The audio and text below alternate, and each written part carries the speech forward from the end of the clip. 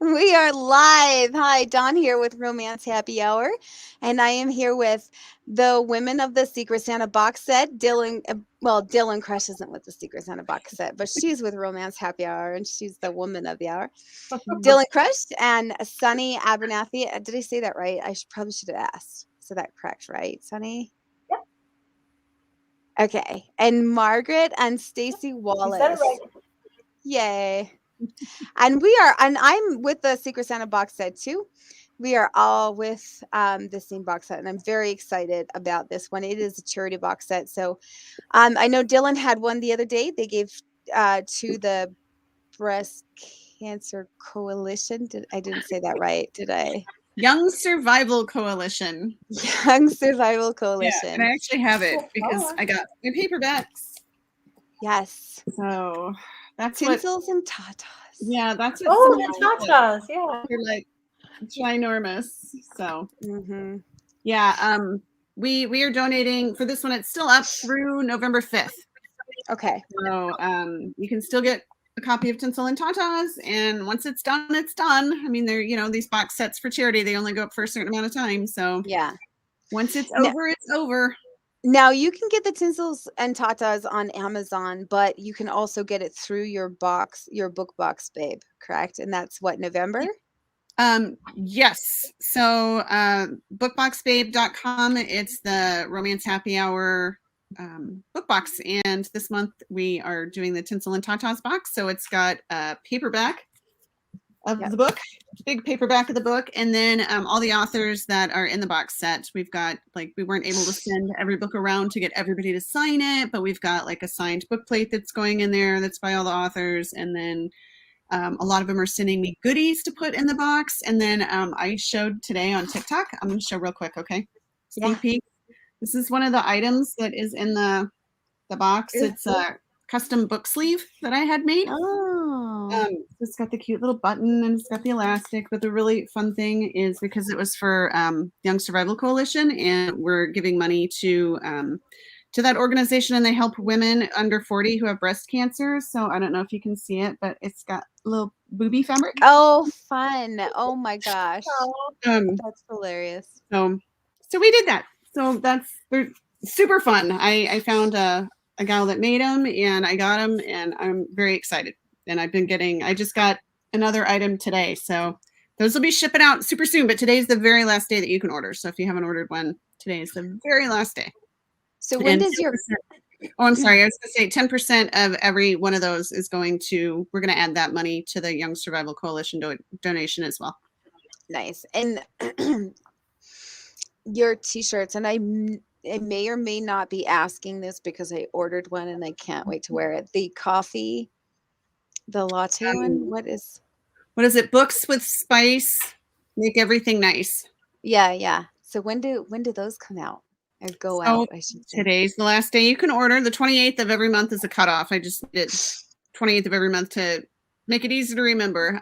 So yeah, that one will cut off tonight. So tomorrow I will put the order in for the blank shirts, and then they'll get them over the screen printer. And we always aim to ship by the middle of the next month. So you should have it by mid-November. You should have it before Thanksgiving for sure. Nice. Yay. Yeah, those are fun. Yeah. And so what are you working on? Oh, you mean book-wise? Yeah, book-wise. Writing. We talked about all the other fun stuff.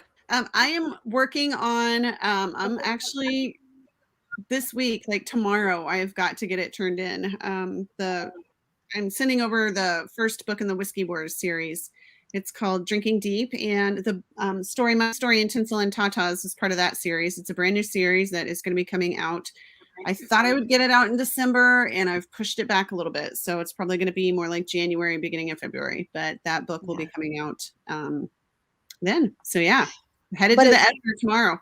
And it's well worth the wait. I mean, that's the one that you got the free booze for. It is. Yeah. Yeah. I've been researching this for a long time.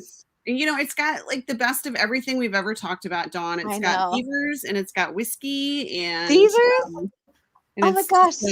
A big, huge family feud, and it's been a lot of fun. So that's awesome. So, can you spoil the beaver scene? Can you spoil alert the beaver scene? Why? So this is a series. So And- the beavers are, you know, brief appearance in book 1. I have more beaver action planned for future books. So let me ask you, did you have writer's block when you wrote the beaver scene? No, because that was my trick for you. I know, and it That was my works trick like for you. literally every time. Yep. Every time I have writer's Yeah. block, I just add a beaver somehow, and We it cannot works. stop talking about beavers on this show. It's just Yeah. it's a curse. Oh my gosh, I was up at the cabin last weekend and I took my daughter and she had her friend with her and we went shopping in, you know, like some of these little tiny towns up north. I found little baby beavers and I bought a couple of them. I will send you one. Okay. They're like Well, tiny rubber animals. Little, I'm from Beaverton. Everything Oh here my is gosh. beavers. Yes. I love that the so high much. school. Yeah. There's much beaver. so They're beavers. Your high school is. Oh my gosh. the beaver thing started because we have a tiny cabin in northern Minnesota and they were talking about nuisance beavers on our lake. And I thought that was the funniest thing, you know, really funny to hear people just talking about all these people were very concerned about these nuisance beavers and just like, you know, romance author, like, oh my God. And so I started talking about nuisance beavers and then Dawn was stuck at a spot in one of her books and I was writing a logging book, a Yep. historical logging book. And so Dylan says, when in doubt, insert a beaver. And that works even if you're not writing a logging book, you know, Right. just a romance book. So now And it has. So now we have a lot of beaver in our books, and then we even then I started, you know, when I go home to Texas to visit, they have Buc-ee's, of course. Buc-ee's is like Beaverland on steroids. So we at our Christmas party last year, I sent Dawn. We have matching one-piece beaver pajamas. Maybe we should wear those when we do our big event this year. I took mine to the cabin last weekend and there may or may not be, I may have made my 15-year-old go outside with me and take pictures of me in the woods in my beaver costume done. That's so cool. That's awesome. I mean, I have to use it for something, right? Yeah. I have it. I mean, I use it all the time. I use it camping and my husband calls it my cute outfit. So like he loves when I wear it. I don't know why, but all right, so I think that we are getting distracted here. Yep. All right, so we are here to talk about. Yes, let's move on. The Secret Santa box set. It is for 100% of the net proceeds for the Secret Santa box set go to the Ronald McDonald House, and I'm very excited about that. I know that my brother has used that in the past, and you know, I think that everybody, you know, it could possibly have to use the Ronald McDonald House. So I'm very excited about the fact that we chose that for our charity. So ladies, how about you introduce yourselves? Tell us what you're working on. Tell us what book you have in the Secret Santa box set and anything else you want to talk to us about. And let's go, Stacy. You volunteered to go first, right? So we'll Sure. keep going like this. Stacy, you go first. I'm Stacy Wallace, and I have been self-publishing for 11 years. I am currently working on the 8th book in my Old Town Braverton series. It's sweet romance. It will be out in a few weeks, so I need to finish it this weekend. My book that is in Secret Santa is called I'll Be His for Christmas. And it's small town and friends to lovers. And it's set in the Columbia River Gorge. So where I live is the suburbs of Portland. So it's in Washington across from Portland. Yes. Yeah. I'm very excited about that. I lived a little bit north of there, on the peninsula by Port Angeles. So yeah, yay! Awesome. I love that area. Yeah, the Pacific Northwest is amazing. All right, Margaret.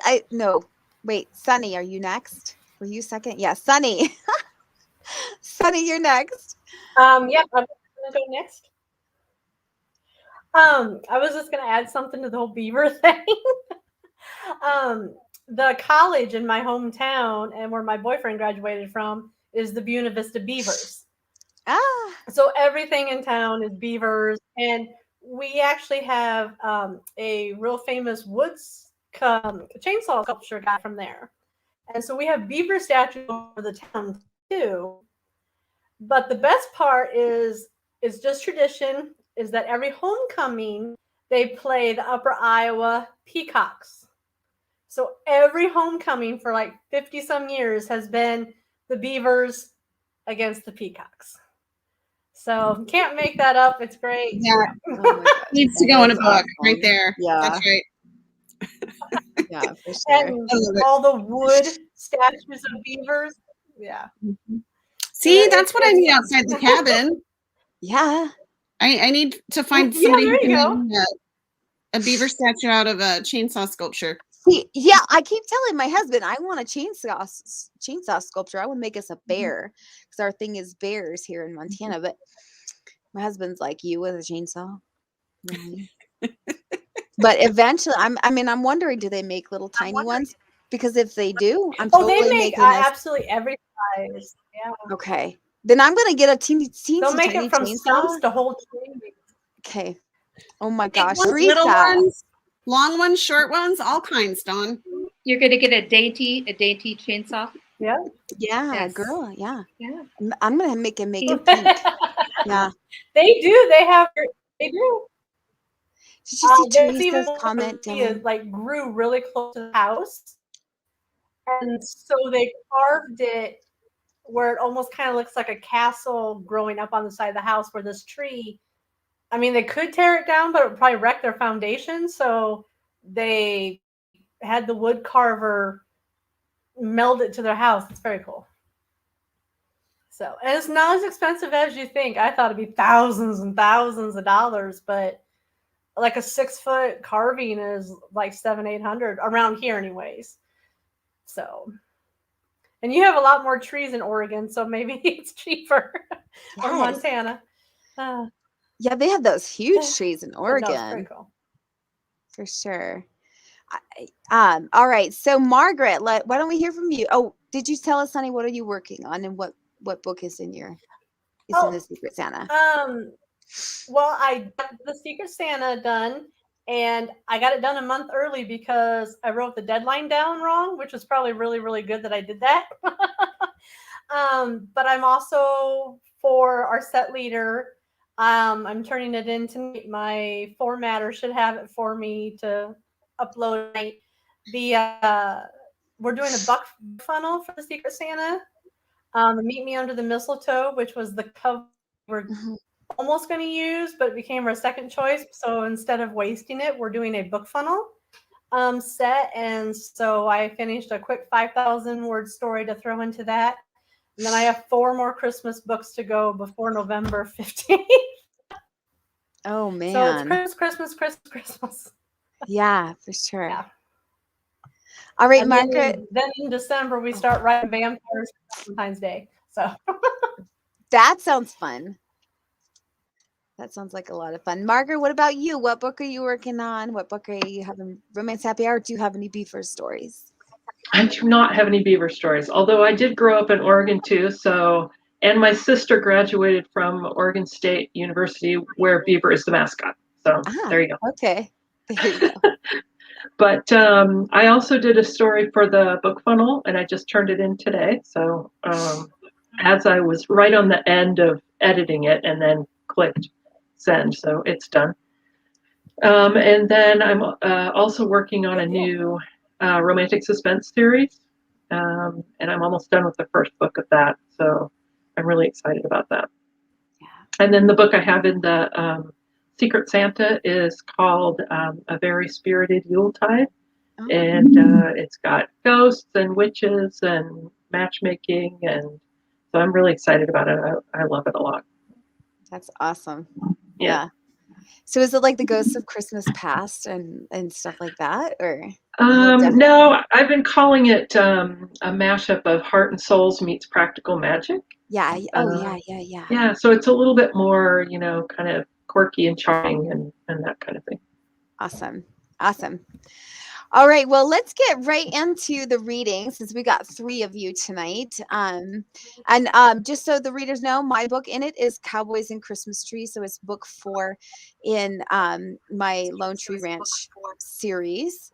And if you follow us, you know that I've been talking about my series for like a year now. So it's book 4. It's Big J and a new character page.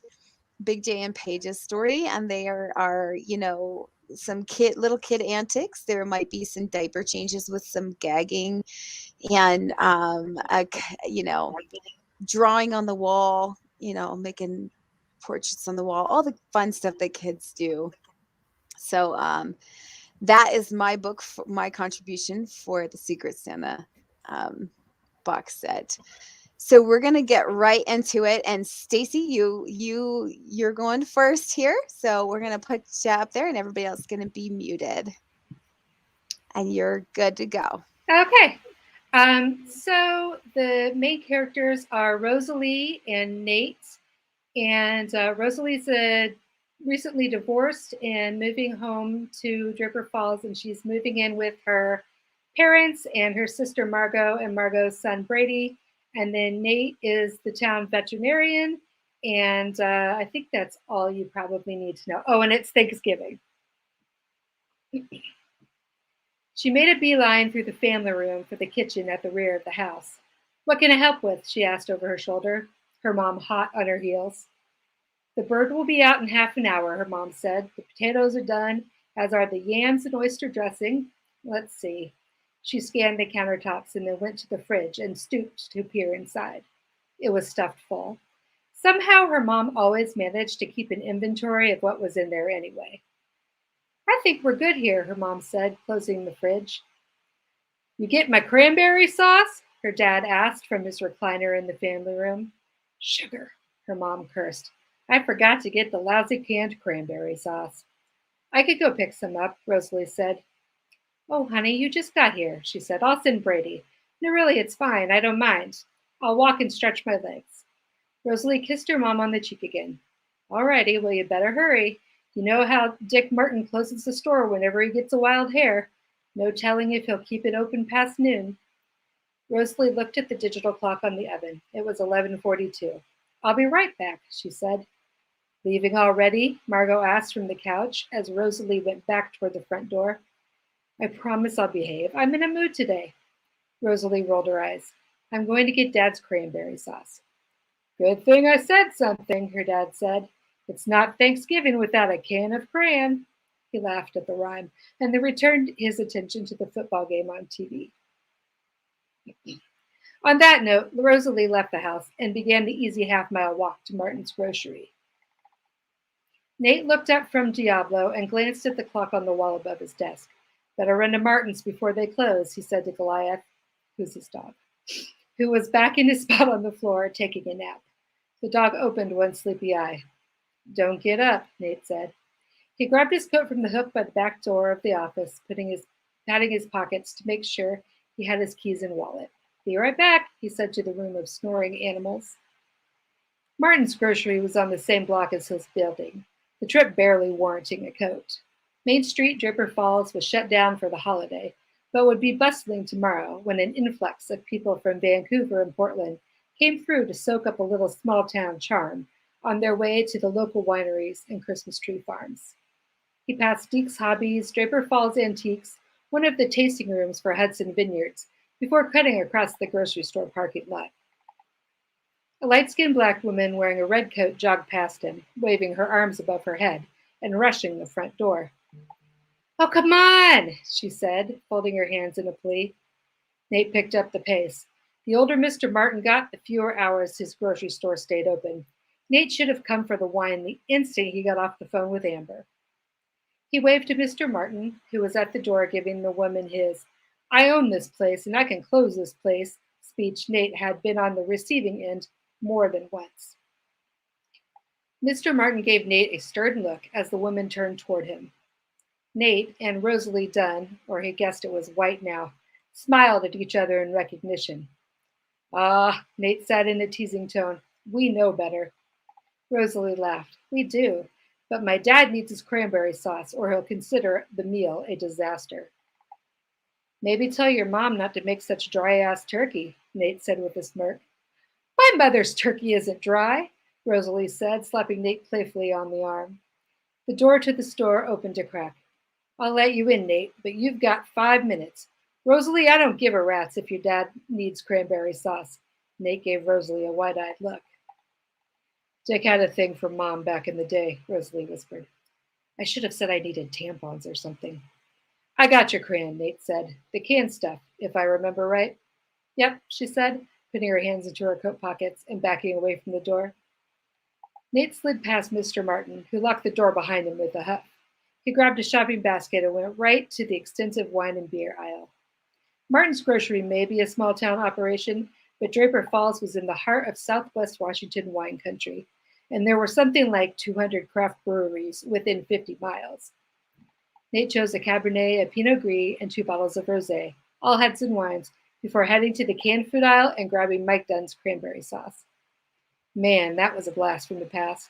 Their families had spent quite a bit of time together when they were kids, not necessarily because their parents were good friends, but as 2 of the only Blackish families in DF, there was strength in numbers. Amber and Margot had been best friends in high school, but had gone down different paths. He and Rosalie, although not as close as their sisters, were close enough to be supportive and give each other a hard time, especially when it came to their love lives, or Nate's lack thereof. Her boyfriend, Shane White, was always an asshole. Nate had never liked the way Shane treated her, and had told her as much on graduation day. He'd said something eloquent like he thought Shane was a tool. But what did Nate know about relationships? Clearly Shane was doing something right to keep someone like Rosalie happy all these years. I'll stop there.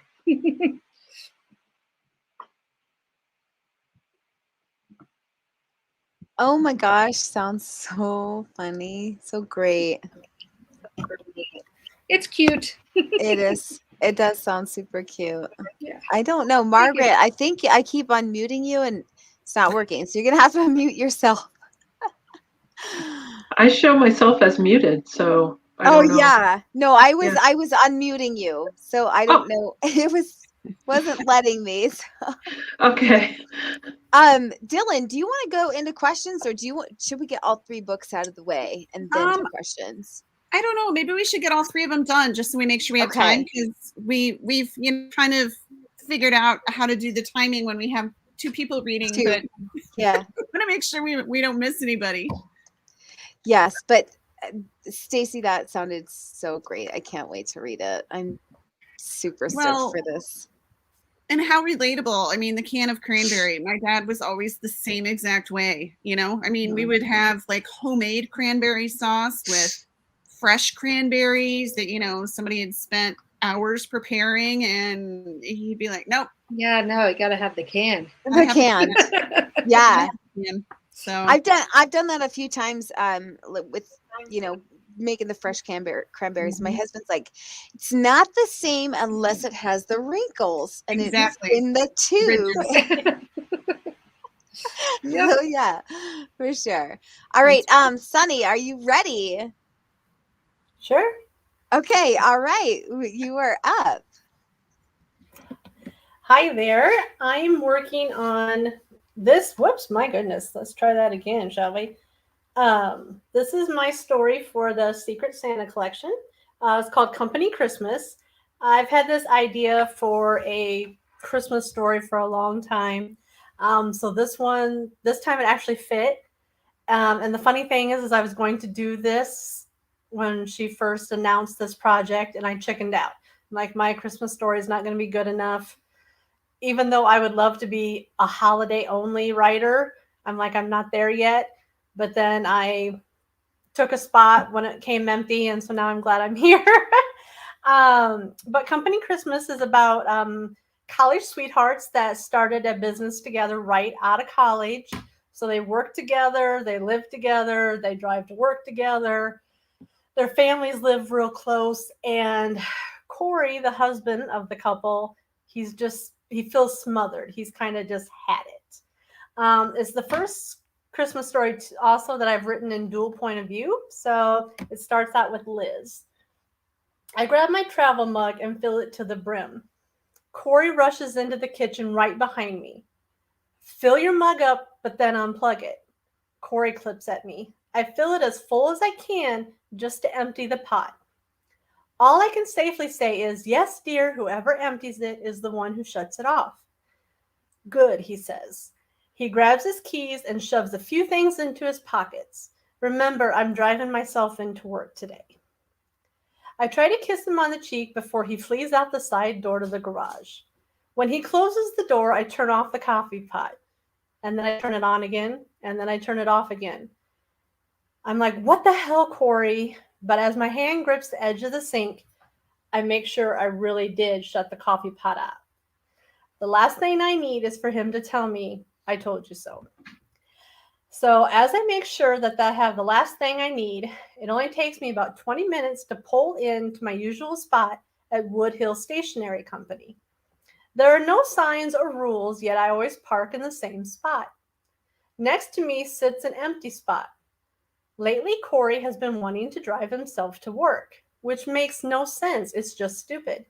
If we both make the same 40-minute round trip to commute every weekday, why not drive together? Corey, that's who. But why isn't he here yet if he left first? It's only been a few minutes, but where is he? Just as I was getting out of my Honda, a cold, misty rain started. It's the week of Thanksgiving, and so far the weather has been great. The last few years have been cool, dry, and brown. Not what I like for the holidays. Growing up in Ohio, I enjoy having 4 seasons, all distinct from each other for the most part. But Mother Nature throws in a few weeks of who the hell knows for good measure. And I don't want to have a blizzard cause havoc on everyone's holiday travel plans, but if this rain turns to snow, I'll be a little bit happy. The low hum of the boiler room underfoot greets me as I step into our warehouse's side entrance door. It is warm and toasty, but very dark. I flip on the master breaker and see my little empire I've created light up.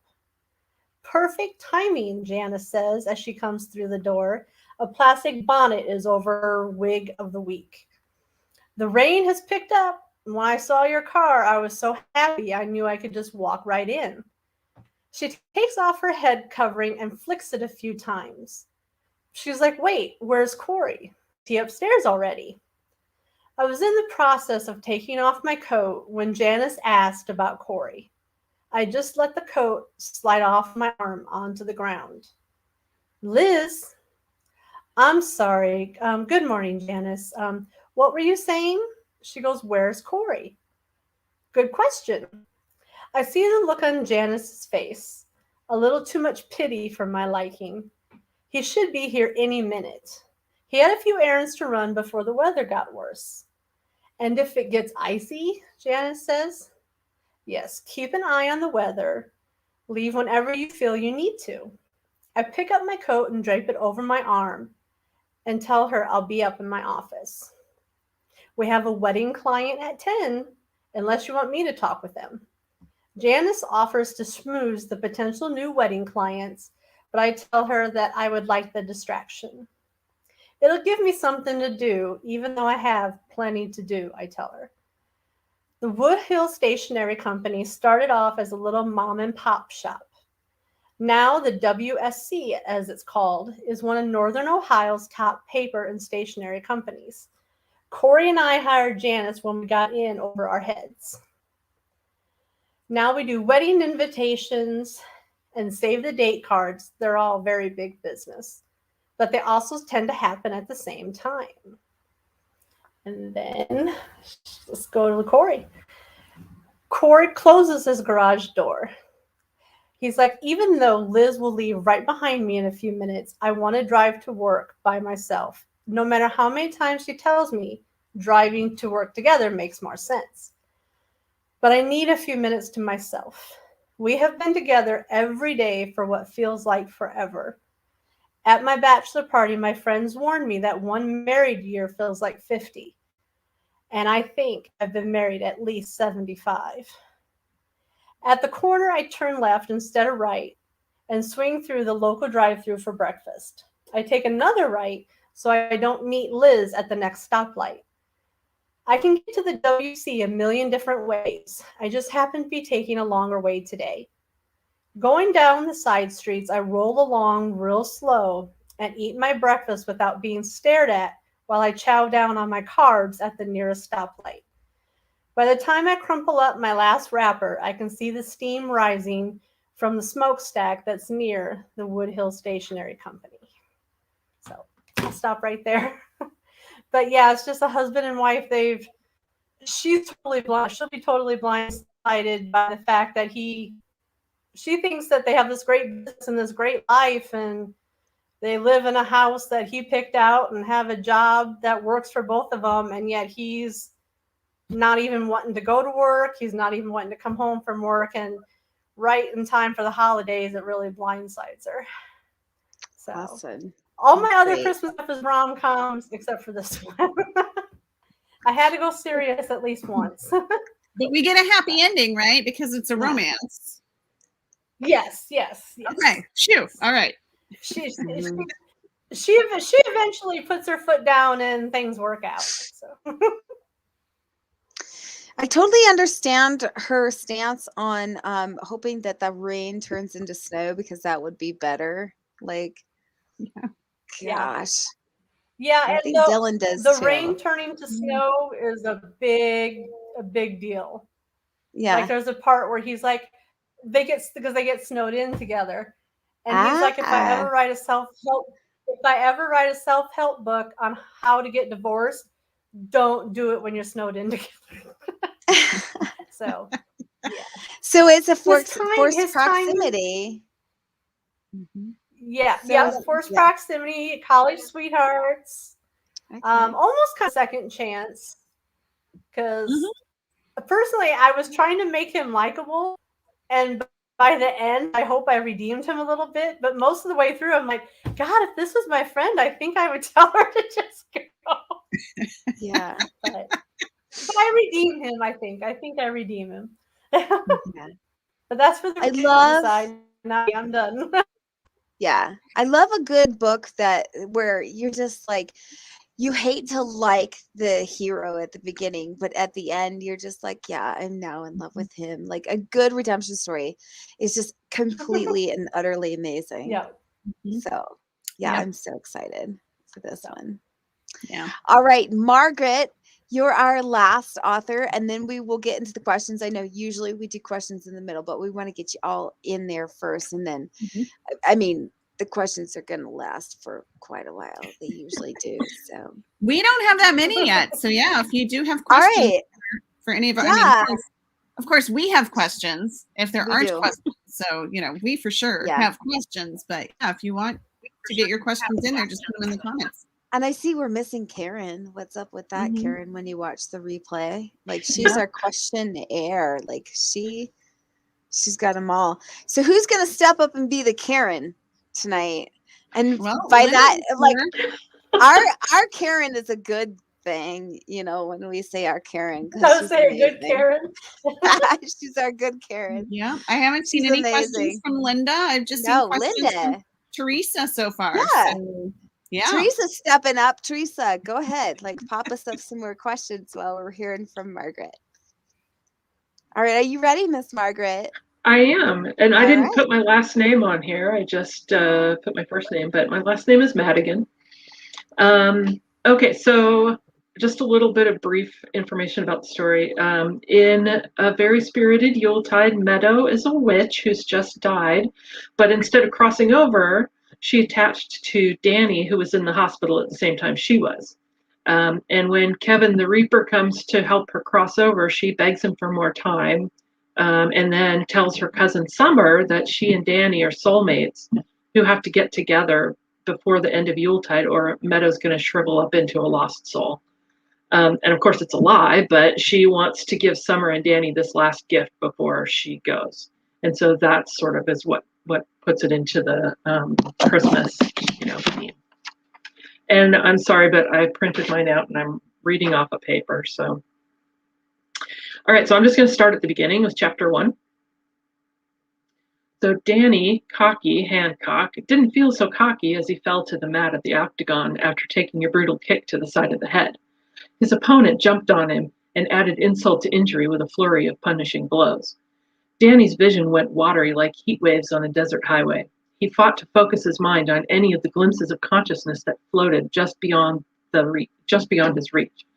People swarming him in the cage, his head throbbing and ears ringing as he struggled to breathe against the weight and pain on his chest. Why did his chest hurt so bad when he'd been kicked in the head? A flash of his best friend Drew Warner leaning over him saying something he couldn't make out and looking terrified, which didn't give Danny any confidence about the situation. Then, later, the chaos of other people in scrubs and masks standing over him, yelling at each other. The pain in his head and chest more than he thought the human body could endure. Then, everything fading to peaceful darkness. Meadow Rains pointed her vintage 1968 Volkswagen van toward home after leaving her cousin Summer Trevino's restaurant, Houston Fresh. She delivered a fresh batch of herbs, and Summer had made them a meal after the restaurant closed. Then they'd gone to Summer's house and spent the late evening talking and laughing and watching one of their favorite movies, Heart and Souls, until Summer had finally shooed her out with a big hug because she had to get up early to prep for a catering gig the next day. Quarter Moon Hollow, or the Hollow, the commune where Meadow and Summer and all her siblings and cousins had grown up, and where Meadow still lived with her mother, sisters, aunties, cousins, and their grandmothers, was northwest of Houston by an hour or so, and a route that Meadow had driven so many times she didn't even think about it anymore. Muscle memory took over as she sang Deck the Halls. And her mind wandered to the Yuletide season, starting with Mother Night in 5 days. People thought Samhain was the witches' holiday, and sure, witches loved it, but they loved all the holidays. The women of her family had practiced the old ways for longer than Meadow had been alive, and generations before that. She especially enjoyed holiday celebrations, her favorite being Yuletide, maybe because it lasted 12 days and was full of family, love, and loads of tradition. Lost in thoughts of mistletoe, evergreen wreaths, Yule altars, and solstice feasting, she never saw the giant Dodge Ram pickup that ran the stop sign and plowed into her beloved van as at well above the speed limit, pushing her across the intersection and into a nearby telephone pole. Chapter 2. Consciousness crept slowly into Danny's brain, like pouring cold molasses from a jar. It was the insistent beeping that finally dragged him all the way awake. As he lay with his eyes closed, he managed to identify the sound as a heart monitor. He'd heard them on TV, of course, but a while ago he'd been injured in another fight and spent a night in the hospital, so hearing the monitor now, he knew at least where he was. Vague memories floated to the surface of people in scrubs and face masks and gloves running around him, urgent voices, and lots more monitors beeping. He thought he remembered one monitor making the long beep of a flat line, but he had to have imagined that because he didn't feel dead. Not that he knew what dead felt like. He ran his tongue around the inside of his mouth, or tried to. It was too dry to manage much. There had to be water nearby and a button to call the nurse, so he peeled one eye open, then the other, the fluorescent light burning his retinas like staring directly into the sun.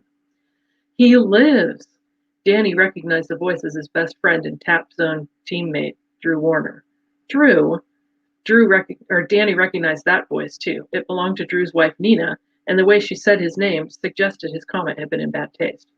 Hey, Danny managed to croak the one word. How are you feeling? Drew asked, a deep V of concern creasing the space between his brows. Danny took mental stock of his body before responding. Thirsty. I can help with that, Drew said. He turned to the nightstand and poured some water from a pink plastic pitcher into a pink plastic cup, then plunged a pink straw before handing it to Danny, putting it to Danny's lips so he could take an awkward sip.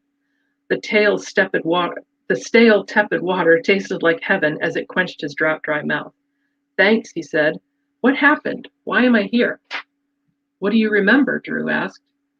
I remember being kicked in the head and having the crap beat out of me, but after that, everything's pretty fuzzy. Well, the short version is, you died, Drew said. I'm sorry, what?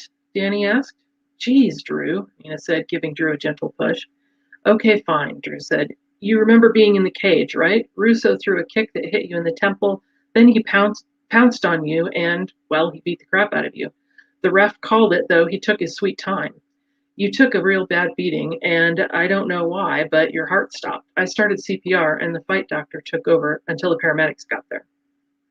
At that moment, a short, stocky nurse with graying hair pulled up in a knot on her head, bustled into the room, and smiled when she saw him awake. I'm so glad to see you conscious, she said, as she went to scan the machines and take his vitals. Is it true I died? Danny asked. Well, I suppose technically, but they were able to restart your heart. You came in cardiac arrest, but the paramedics kept you alive until you got here, and the doc on duty was able to get you stabilized. So nobody ever pronounced you dead. You weren't out long enough.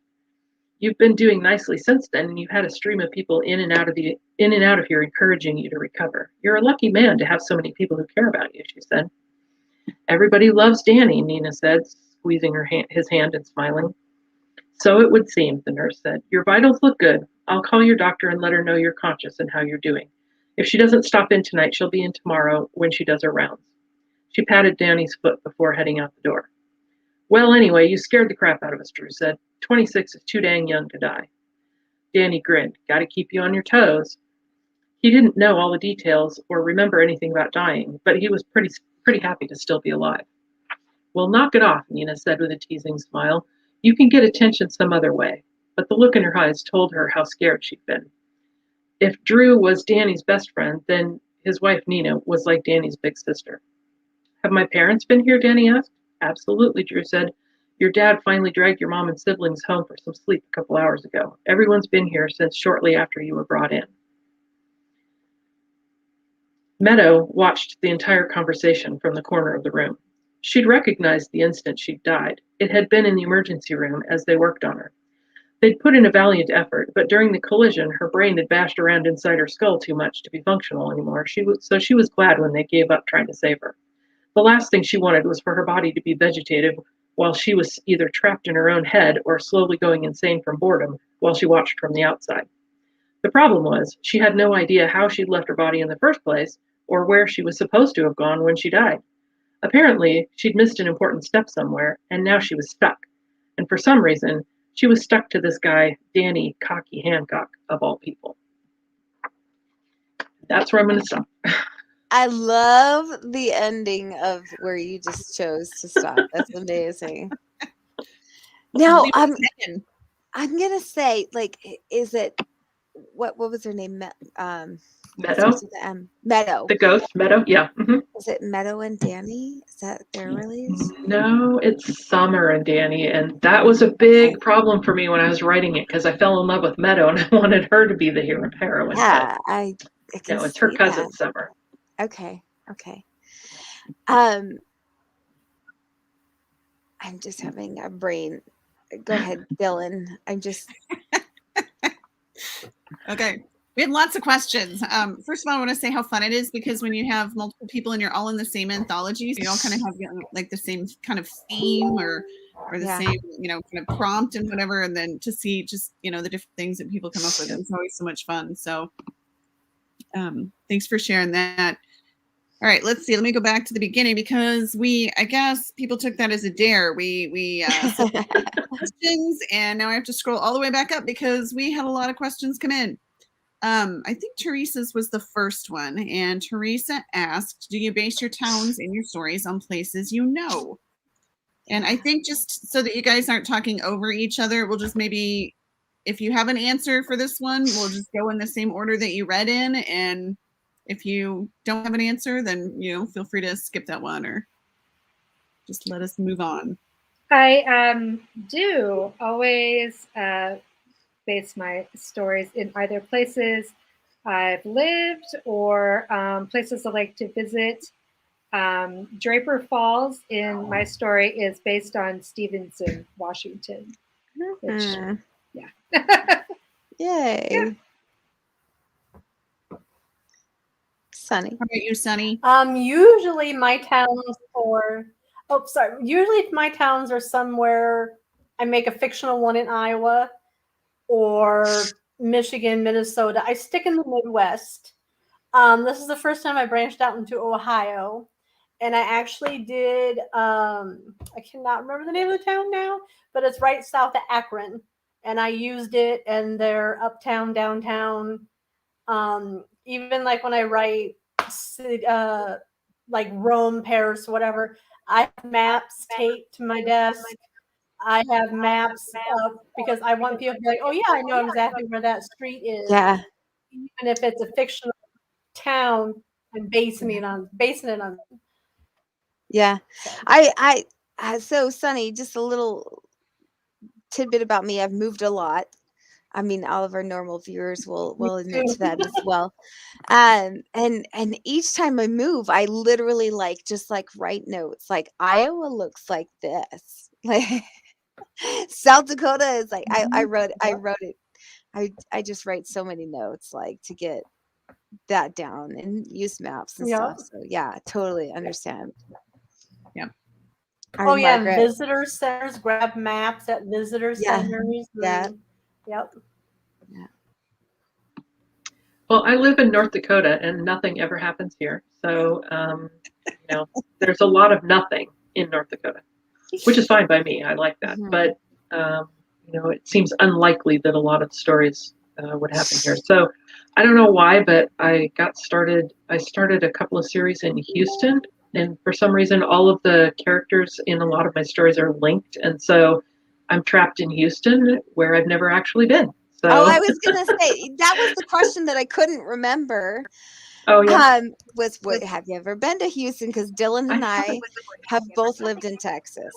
Oh really? I have a lot of friends in Texas. In fact, my best friend lives in Texas. But Awesome. I've been to parts of Texas, but I've never been to Houston. So yeah, you don't want to go to Houston. It's like the armpit of Texas. Oh really? Yeah, for sure. I live there, so yeah, Okay. that's where I live. That's good to know. It's the armpit. You don't want to go to Houston. Okay. Dallas, amazing, right? And then Yeah. Dylan, I've been to Dallas Fort Worth area, but yeah. Yeah. That's Awesome. where I grew up. Yeah, which is kind of funny because I live in, the Twin Cities now. And so people are saying, well, how does Minnesota compare to Texas? And I said, well, it's interesting because growing up in the Dallas Fort Worth area, like Dallas is kind of more, city and everything. And Fort Worth is a little more kind of country and small townish. And same for Minneapolis, St. Paul. Minneapolis is a little more kind of cosmopolitan, and St. Paul's a little bit more historical or down home kind of thing. So it's interesting. When we moved to Houston, we kept saying, where are these cowboys they talk about in Texas, right?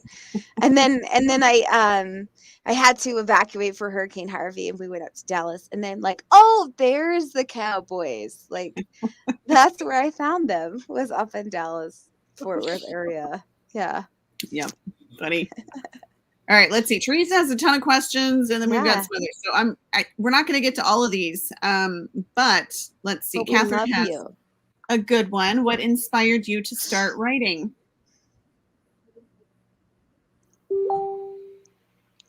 My sister did. I was a theater major in college, and I always wrote plays and poetry.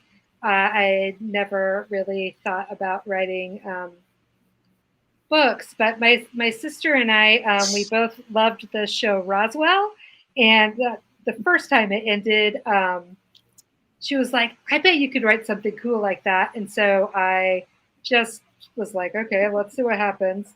And then it was kind of when Kindle was starting to be a thing, and I was like, I'll just throw it up there.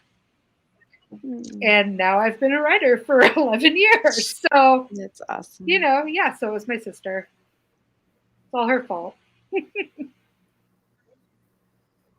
Very cool. How about you, Sunny? I've always wanted to, for as long as I can remember.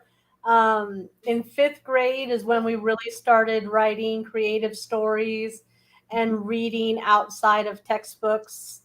And I was just blessed to have amazing high school teachers that let me plow through all the books on their shelves and take all the lit classes that were above my grade and all the creative writing classes. And then in college, I was an English major.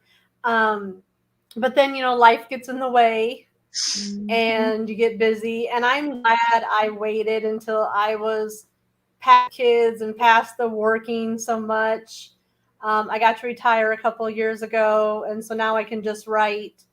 Because when these younger writers come in and they're working and they have little kids and they talk about being burnt out, I'm like, I would have burnt out and I never would have went back and tried. I would have been like, Yeah. I failed. I'm done. Whereas waiting till I was in my mid 40s when everything was quiet so that I could actually write. And if I fail at it, yes, I can still at it, but I wasn't failing because of all the external stuff that just happened to be in my life at that time. So Yeah. I've always wanted to, but I'm just glad I took so long to do it. So Yeah. that's my advice is don't set yourself up to start something so new and time consuming when you're already out of time. Definitely. But that seems to be most writers are like, I've always wanted to do it. Just do it when it works for you, though, so you have time for it. Yeah. Well, and I think too, it depends because for some authors who I'm amazed at how prolific some authors are who have full-time jobs and families and everything like that. Yeah, I don't know how they do it. Yeah. Sometimes it's an escape, you know? Yeah. So I started. Go ahead. Sorry, Dylan. Whenever you want to get started. If you love it enough and want to do it enough, then I think you find a way to make it work. Yeah, I mean, Dylan, you started when your kids were in school, and I started. Yeah. Well, my little one was, I think when I first started writing, he was what, 4? No, was he that old? No. God, I don't remember. It's been a while. He was maybe 5. Yeah, he wasn't in school full time. But my problem was I started when my bigger kids were like 4 and 5, and then 3, 4 and 5, and then I had that, please, baby, can we have more babies a little bit later? And so now I have like a big gap in age. And so I had like toddlers and babies when I was already established. So it was difficult, but now they're all older and I can like go to school, stop being sick so I can write my words. Yep. Stop How about you, getting Margaret? sick. What inspired you to start writing? I've been writing since I was, a teenager, writing that depressing teenage poetry and the really cringeworthy short stories that you write when you're a teenager. But had a big gap in the middle, of course, when I had kids and they were little babies. But then I got my bachelor's in English and I got a master's in creative writing, and I wrote no matter whether I had kids or not. And actually, I found that all my kids are grown and out of the house now, and I teach college English too. But I find that during the school year, when everything is just crazy, I feel like I write better, or I'm more like focused on writing. And during the summer, when I think, oh, I have all of this free time to write, I find so much other stuff to do instead of write. So Yeah. I don't know, but yeah, I've just been writing forever, I feel like. Yeah. I get that. Yeah. All right, I'm skipping around a little bit. We have Catherine and Teresa who are asking, it looks like all the questions in here. I thought this one was fun though. Teresa wants to know what your writing clothing style and has that changed? I'm going to add a little extra question on there. Did it change during COVID? So, And can I answer this one too at the end? absolutely. I was eyeballing this question because I know my answer. I have always been mostly jammies, but when my husband had to start working from home during COVID, I had to put on a bra and stuff. I had to put on clothes because I'd walk behind him. Our office is in our bedroom, Yeah. and I have to walk behind him to go to the kitchen and stuff. So I actually when a lot of people went to jammies, I had to, look a little more presentable.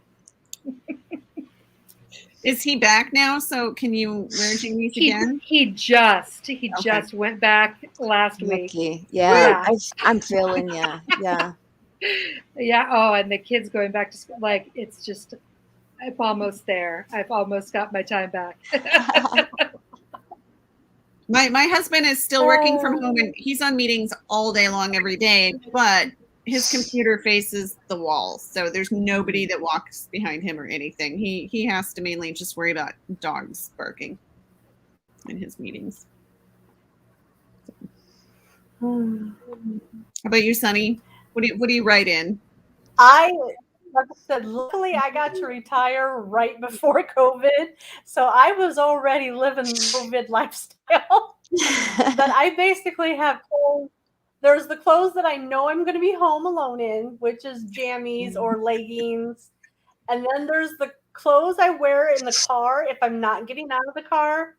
And then the third wardrobe choice is going out of the house and out of the car. So basically, leggings or jammies fall into those three categories. Are they new, newer, or newest? And my boyfriend is still working from home 2 days a week. So he's in the office 3 days a week and home 2. And then on the weekend. So I try to write as much as I can Monday, Tuesday, Wednesday. And then we just kind of share the office space on Thursdays and Fridays. But no, my wardrobe really didn't change. Good for you. That's so funny, retired. That's awesome. I love how you divvy those up. My wardrobe, I could totally do that because I have to drive my kid to school, and it's just up the street. So, if I'm still in my pajamas and I'm not getting out of the car, I will do that. But now she has her permit, and so she wants to drive to school. And then I have to get out and just walk around to the driver's seat. Get out and walk around the car. Yeah. Because I got to be honest, I got a teenager at the same age. And there's been a couple times that I've been standing at the door thinking, should I actually walk out of this door in these slippers and go to my car and drive my kids? But to be fair to myself, they're like the shoe bottom slippers. Yeah. But I have totally considered driving them around, and I have that permit kid who's always like, Mama. And that's what he sounds like, by the way. Even his own girlfriend makes fun of him for saying, Mama, can I drive the car? So yeah, I get you. So Margaret, what do you wear? It's Romance Happy Hour confessional time. Yeah. I just wear yoga pants or whatever around the house and when I'm at home, but I do sometimes write at work. Unfortunately, we are back at school. I got to teach at home for 3 semesters, which was glorious. Really? What do you teach? You're like one of the only teachers I've ever heard say that it was glorious to teach online. But I teach college. I don't teach high school. Okay. Yeah. So that right there, I think, makes all the difference. Yep, it does. I taught 1 year of high school and it was hell, and I will never, ever, ever do it again. So but now I have to actually wear clothes to go to work instead of. I feel it for you. Yeah, I hate it. It's like I pulled out my dusty slacks out of the closet. Yeah. I don't want to wear this. Well, my problem is nothing fits anymore. I have to go out and actually wear halfway decent. Can I ask, and you guys don't have to answer this, I'm totally going to answer it. I gained 7 pounds and gained 7 pounds. And then I actually got COVID and I lost that 7 pounds and then immediately gained it back. So I gained is there a COVID 7? Is that a thing? Can we make it a thing? My COVID number is much higher. I'd be happy if I only gained the COVID 7. I think I'm feeling this COVID-19. Yeah. There we go. Yeah. Okay, well, I want to confess my pajamas because I mean, all right, my tell us your pajamas, and then I'm going to look for them. I didn't mean to say pajamas, but it is pajamas because we all know that I work at 4 a.m. and I've started doing that again, Dylan. I'm super excited. I got 1,700 words before 9 o'clock this morning. But what I wanted to confess was my hair, because this morning my daughter was saying, but Mama, you're so cute in the morning. You don't even care what you look like. And I said, I am just lucky your dad still loves me, because I literally get up, my bangs are straight up in the air. And sometimes I go to sleep with my braids in and they're halfway done because I'll take my ponytails out. I look like absolute hell in the morning. I wake up, I go to my pajamas, and I drink my coffee and I write my words. And my husband gets up and he has his coffee, and I may or may not like be mean to him in the morning or not, depending on if I got enough words in or not. And then, and then I have a shower, and then I put on normal people clothes and I finish my words. So that's why I was eyeballing that, because my daughter literally told me, like, you're so cute. Like, you're so ugly. You're so cute in the morning. Like, that's why I was eyeballing Throw this shade question. before 9 a.m. Yeah. My hair is literally like, I'm like, when my husband wakes up, I go to the bathroom and I get water. I like smooth my bangs down because they're literally sticking straight up, because I don't care what my coffee thinks. I But have a new tool. It sits right by me. Ooh. Do you guys have these clips? Mm, This one's special because it has Oh, yeah. 2 rows of clippies. Oh, See that? yeah. That's Yeah. all I do. Yep, Sunny knows. Just but what do pop you it do up. with your bangs? I The don't bangs have are my bangs. problem. They go like this You just pop I it don't up, have morning. bangs. and this is how I am every single day. That's Yep. super Yep, easy. exactly like Dylan. Yep. Yep, Yeah. and it sits right here. So Yeah. okay, one more question, and then I know we told you it would go fast, and it goes It's super fast. fast. Yeah. But I thought this would be good because I'm hoping to get some more time to read. Does reading leave you with time to, or does writing leave you with time to read? And what are you currently reading? I would love to know. What are you currently reading? I do have a little bit of time to read, but I'm so weird. Like, I can't read fiction very well anymore. So I read a lot of nonfiction, and right now I'm reading a business book called Profit First. Ooh, that sounds Yeah. good. We all like profit. Yeah, try it out. It's actually very interesting. So when you do read fiction, what do you read? Do you read romance or? I do, but I like I write a lot of contemporary, so I like to read paranormal. Mhm. Yeah. Yeah. I do the same thing. Read a different genre than what I'm writing. Yep. How about you, Sunny? I read, I'm a book reviewer for NetGalley and a bunch of other Ooh. sites. So I read about 20, 25 books a month on top of my reading. Wow. And right now I'm still working my way through Tatas and Tinsels, because that thing is huge. Yep. When I I'm downloaded impressed. that, I was like, my gosh, this thing is huge. Yeah, it's huge. So I'm still working my way through that one. And then I just got done reading the one that came out on Tuesday that everyone's been talking about, Call of Magic. Yeah. That Yeah. Call of Magic anthology. Yeah. I think they hit USA on I think selling so. list on Wednesday. Yeah, but- that's awesome. Everything. Apps that don't like it, I read indie and traditional publish. But for my blog, I try to do just indie authors. Nice. But I do a lot of traditional, your big authors can hand stuff through NetGalley and Book Sirens and a few other places. But I mean, I also get 200 to 300 free books a year. You can't beat it. As long as I read them, they'll keep letting me have them. I am super impressed And by non- your drive right now. And Which let's I'm just super remind impressed. everyone, she said she's retired. Yeah. Oh, yeah. Like, no, that's a lot Yeah, I of told books. my Holy yep, shit. sold my I said last business and gave it up a couple of years ago. Yep.